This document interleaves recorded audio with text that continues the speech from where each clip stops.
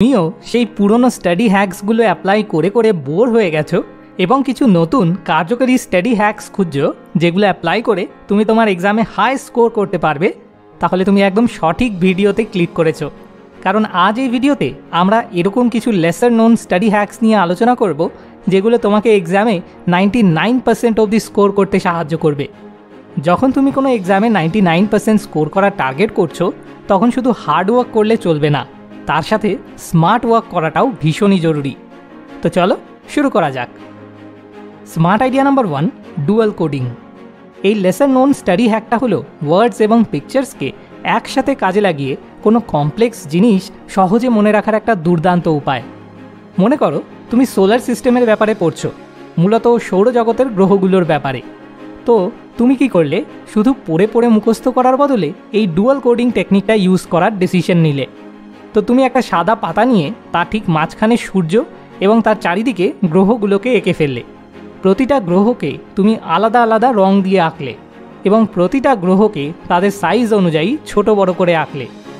এই ছবিটা তোমাকে সহজেই গ্রহগুলোর অবস্থান সম্পর্কে মনে রাখতে সাহায্য করবে।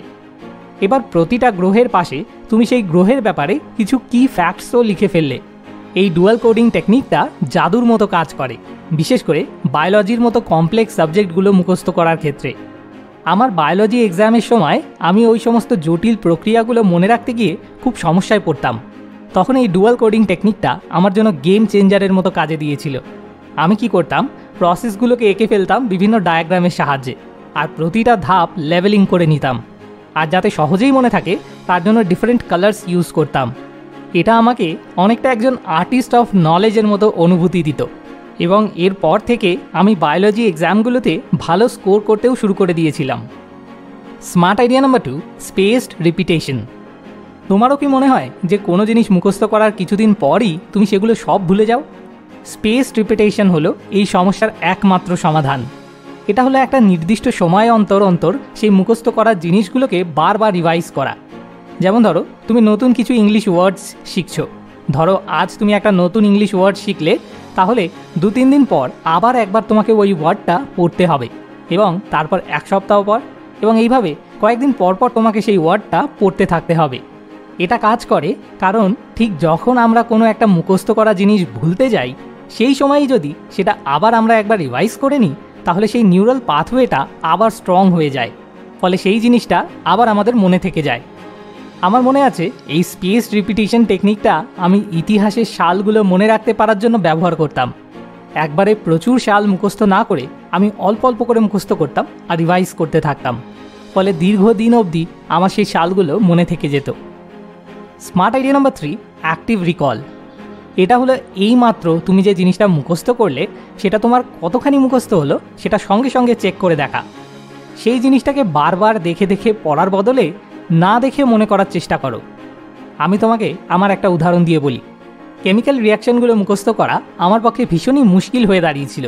তো আমি কি করতে শুরু করি, বেশ কয়েকটা কেমিক্যাল রিয়াকশান মুখস্থ করার পর বইটা পুরো বন্ধ করে র্যান্ডামলি কয়েকটা রিয়াকশান মনে করার চেষ্টা করতাম।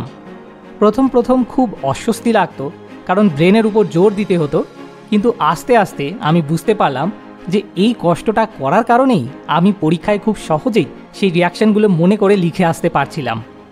এই অ্যাক্টিভ রিকল মেথডটার বিউটিটা হলো যে এটা আমাদের ব্রেনের উপর জোর খাটিয়ে ফোর্সফুলি সেই নিউরাল পাথওয়েটাকে স্ট্রং করে তোলে, যার ফলে যখন সেটা মনে করতে পারা সব থেকে বেশি জরুরি হয়, মানে এক্সামের সময়, সেটা সহজেই আমাদের মনে পড়ে যায়। এর সাথে আরও একটা কাজ তুমি করতে পারো, সেটা হলো ফ্ল্যাশ কার্ডস তৈরি করা, যার এক পাশে কোয়েশ্চেন লেখা থাকবে আর উল্টো পাশে তার উত্তর। মাঝে মাঝেই এই ফ্ল্যাশ কার্ডগুলো হাতে তুলে নিয়ে চেষ্টা করে দেখো যে তুমি উত্তরটা মনে করতে পারছো কি না। Smart idea number 4, the Feynman technique. এটা হলো কোনো কমপ্লেক্স সাবজেক্টকে সিম্পলিফাই করার একটা দারুণ টেকনিক। ধরো তুমি কিছু একটা কমপ্লেক্স টপিকের ব্যাপারে শিখলে, এবার সেটা তোমাকে অন্য একজন কাউকে শেখাতে হবে, যেন সে 5 বছরের একটা বাচ্চা। যেমন ধরো তুমি কমপ্লিকেটেড একটা ফিজিক্সের ফর্মুলা মুখস্থ করলে, তাহলে সেটাকে একদম সহজ ভাষায় ভেঙে ফেলো, আর তারপর সেটা তোমার কোনো বন্ধু, তোমার মা বা এমনকি তোমার পোষা কুকুরটাকেও সেই একদম সহজ ভাষায় বোঝানোর চেষ্টা করো। এই মেথডটা তোমাকে ফোর্স করবে সেই টপিকটাকে একদম গোড়া থেকে বুঝতে, যার ফলে সেটা দীর্ঘদিন অবধি তোমার মনে থাকবে। আমার মনে আছে একটা প্রজেক্টের জন্য আমার ব্লক চেনের কনসেপ্টটা বোঝার দরকার পড়েছিল। শুরুতে তো কনসেপ্টটা আমার ভীষণই জটিল লাগছিল, কিন্তু যখন আমি কনসেপ্টটা আমার এক বন্ধুকে বোঝানোর চেষ্টা করলাম যে একেবারেই টেক স্যাভি ছিল না, তো বাধ্য হয়ে আমাকে ওকে বোঝানোর জন্য কনসেপ্টটা একদম সিম্পল শব্দে ভেঙে বোঝাতে হয়েছিল। আর এই জিনিসটা আমাকে কনসেপ্টটাকে একদম ডিপলি বুঝতে ভীষণভাবে সাহায্য করেছিল। এই ফেইনম্যান টেকনিকটা এটা নিশ্চিত করে যে তুমি কোনো একটা কনসেপ্টকে শুধু মুখস্থ করছো না, সেটাকে তুমি গোড়া থেকে বুঝছো, যাতে করে সেটাকে তুমি নিজের ভাষায় একদম সহজে অন্য কাউকে বোঝাতে পারো। Smart idea number 5, environment matters. শেষ করার আগে তোমার জন্য একটা বোনাস টিপ। তোমার স্টাডি এনভায়রনমেন্টটা কিন্তু ভীষণভাবে ম্যাটার করে। তাই সবার আগে এরকম একটা ডেডিকেটেড পড়ার জায়গা বেছে নাও, যেখানে কোনো রকম ডিস্ট্র্যাকশন ঢোকা অ্যালাউ না। সেই জায়গাটাকে নিজের মতো করে সাজিয়ে নাও। দরকার হলে কিছু মোটিভেশনাল পোস্টার্স লাগাতে পারো, একটা কমফোর্টেবল চেয়ারের ব্যবস্থা করতে পারো, কিংবা কিছু কামিং ব্যাকগ্রাউন্ড মিউজিক চলতে থাকার বন্দোবস্ত করতে পারো। মোট কথা, যখনই তুমি সেই জায়গাটায় বসবে, তোমার ব্রেনের কাছে যেন সিগন্যাল পৌঁছে যায় যে এবার পড়ায় ফোকাস করার সময় এসে গেছে। পার্সোনালি আমি কিছু সেন্টেড ক্যান্ডেল ব্যবহার করতাম আমার পড়তে বসার সময়, কারণ সেই সুদিং অ্যারোমাটা আমাকে রিল্যাক্স হয়ে পড়ায় ফোকাস করতে হেল্প করতো। এরকম ছোট ছোট জিনিসগুলো তোমার পড়ার জায়গাটাকে মনোযোগ বাড়াতে উপযোগী করে তুলতে পারে। হয়তো তুমি সেই টাফ এক্সামটার জন্য প্রিপারেশন নিচ্ছ, কিংবা কোনো ট্রিকি সাবজেক্টের উপর মহারথিত্ব হাসিল করতে চাইছো। যেটাই হোক না কেন, এই টেকনিকগুলো একবার ট্রাই করে দেখো, কারণ এগুলো শুধু আমি না, আরও বহু স্টুডেন্টের জন্য ম্যাজিকের মতো কাজে দিয়েছে। যদি তোমার এই টিপসগুলো হেল্পফুল বলে মনে হয়ে থাকে, তাহলে ভিডিওটা লাইক করতে ভুলো না। আর এরকম আরও অসম কন্টেন্টের জন্য চ্যানেলটাকে সাবস্ক্রাইব করে ভিডিওটাকে তোমার বন্ধুদের সঙ্গে শেয়ার করো, যাতে তারাও একটা বুস্ট পায়। দেখা হচ্ছে পরের ভিডিওতে। হ্যাপি স্টাডিং, মোর উইজডম, মোর সলিউশন, বেটার লাইফ।